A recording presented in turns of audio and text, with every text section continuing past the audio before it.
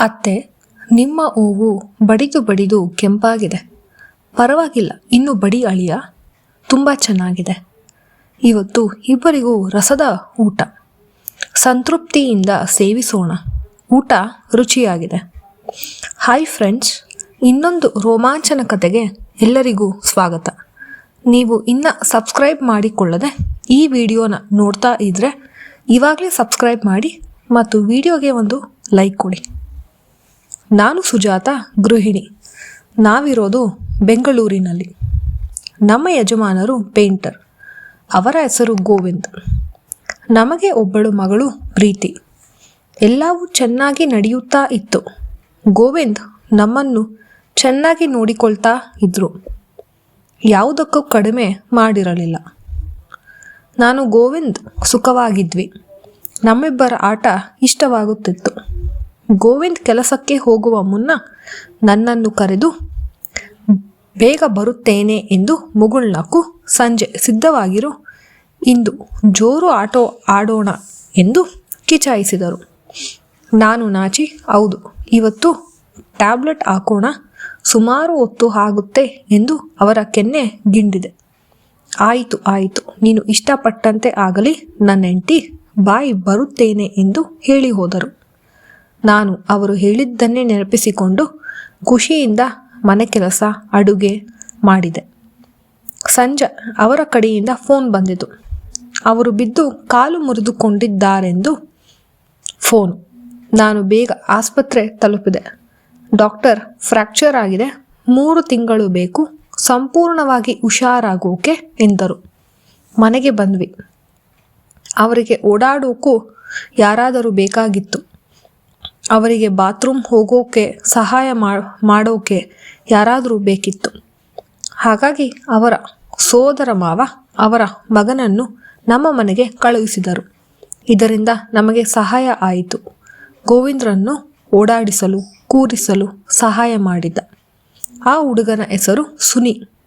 ನೋಡೋಕೆ ತೆಳ್ಳಗೆ ಉದ್ದ ಇದ್ದ. ಅವನು ಇನ್ನು PUC ಮುಗಿಸಿದ್ದ. ರಜಾ ಇದ್ದುದರಿಂದ ನಮ್ಮ ಮನೆಗೆ ಬಂದ. ಸುನಿ ನಮ್ಮ ಮನೆಗೆ ಹೊಸಬ. ತುಂಬ ನಾಚುತ್ತಿದ್ದ. ನಾನು ಅವನನ್ನು ನಮ್ಮವನಂತೆ ನೋಡಿಕೊಳ್ಳುತ್ತಿದ್ದೆ. ಗೋವಿಂದ್ ಹುಷಾರಾಗುತ್ತಿದ್ದರು. ಅವರಿಗೆ ತುಂಬ ನೋವು ಇದ್ದಿದ್ದರಿಂದ ಡಾಕ್ಟರ್ ಅವರಿಗೆ ಟ್ಯಾಬ್ಲೆಟ್ ಕೊಟ್ಟಿದ್ದರು. ಇದರಿಂದ ಬೇಗ ನಿದ್ರೆ ಬರುತ್ತಿತ್ತು. ನಾನು ಅಡಿಗೆ ಮನೆ ಕೆಲಸ ಎಲ್ಲ ಮುಗಿಸುತ್ತಿದ್ದೆ. ಸುನಿ ಎಲ್ಲವನ್ನು ಗಮನಿಸುತ್ತಿದ್ದ. ಅವನು ತುಂಬ ಸೂಕ್ಷ್ಮ ಸ್ವಭಾವದವನು. ರಾತ್ರಿಯಾದರೆ ಗೋವಿಂದಿಗೆ ಕಾಲನ್ನು ಒತ್ತುತ್ತಿದ್ದನು. ನನ್ನ ಜೊತೆಗೂ ಸಲಿಗೆಯಿಂದ ಇರುತ್ತಿದ್ದ. ಇಬ್ಬರು ಅರುಟುತ್ತಿದ್ದೆವು. ಒಟ್ಟಿಗೆ ತರಕಾರಿ ತರುವುದಕ್ಕೆ ಮಾರ್ಕೆಟ್ ಹೋಗುತ್ತಿದ್ದೆವು. ನನಗೆ ತುಂಬ ಆಯಾಸವಾದಾಗ ನನ್ನ ಕಾಲನ್ನು ಒತ್ತುತ್ತಿದ್ದ. ನನ್ನ ಮಗಳನ್ನು ಸಹ ಚೆನ್ನಾಗಿ ನೋಡಿಕೊಳ್ಳುತ್ತಿದ್ದ. ಅವಳ ಜೊತೆ ಆಟವಾಡುತ್ತಿದ್ದ. ಅವಳು ಸುನಿ ಮಾವ ಎಂದರೆ ಪ್ರೀತಿ. ಒಂದು ದಿನ ಗೋವಿಂದ್ ತಿಂಡಿ ಮುಗಿಸಿ ಟ್ಯಾಬ್ಲೆಟ್ ತಗೊಂಡು ನಿದ್ರೆಯಲ್ಲಿದ್ದರು. ನಾನು ಅಡುಗೆ ಕೆಲಸ ಎಲ್ಲ ಮುಗಿಸಿದ್ದೆ. ನನ್ನ ಮಗಳು ಪ್ರೀತಿ, ಸುನಿ ಇಬ್ಬರು ಕಣ್ಣ ಮುಚ್ಚಾಲೆ ಆಡುತ್ತಿದ್ದರು. ಪ್ರೀತಿ ಬಚ್ಚಿಟ್ಟುಕೊಳ್ಳೋಕೆ ನನ್ನ ಸೆರಗಿನ ಹಿಂದೆ ಬಂದಳು. ಸುನಿ ನನ್ನ ಹತ್ತಿರ ಬಂದು, ಪ್ರೀತಿ, ನಾನು ಕಂಡು ಹಿಡಿದೆ ಎಂದು ಕುಣಿಯುತ್ತಿದ್ದ. ಮೊದಲ ಸಲ ಅವನು ಇಷ್ಟು ಹತ್ತಿರ ಬಂದಿದ್ದು. ಯಾಕೋ ಬಹಳ ದಿನಗಳ ವಿರಹ ನನ್ನನ್ನು ಕೆರಳಿಸುತ್ತಿತ್ತು. ಮರುದಿನ ಪ್ರೀತಿಯನ್ನು ಶಾಲೆಗೆ ಕಳಿಸಿ ಏಕಾಂತದಲ್ಲಿ ನನ್ನನ್ನು ನಾನು ಖುಷಿಪಡಿಸಿಕೊಳ್ಳುತ್ತಿದ್ದೆ. ಸುನಿ ಈ ದೃಶ್ಯವನ್ನು ಕಿಟಕಿಯಿಂದ ನೋಡಿದ. ಅವನಲ್ಲೂ ಆಸೆಗಳು ಕೆರಳಿದವು.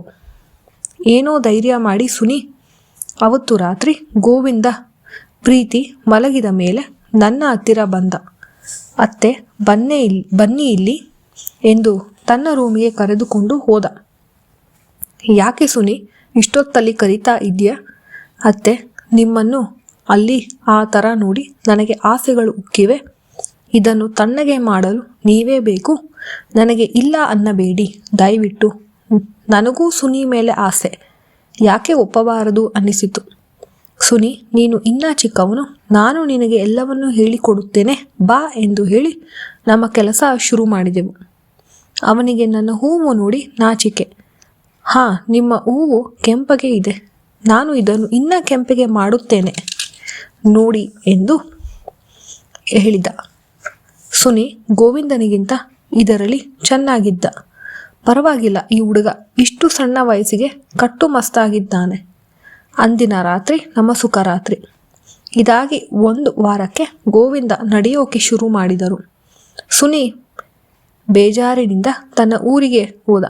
ಪ್ರೀತಿ ಮತ್ತು ನನಗೆ ಇಬ್ಬರಿಗೂ ಬೇಜಾರಾಯಿತು.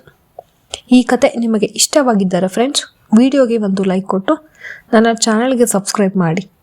ಹಾಗೆ ಬೆಲ್ ಐಕನನ್ನು ಒತ್ತಿ. ಧನ್ಯವಾದಗಳು.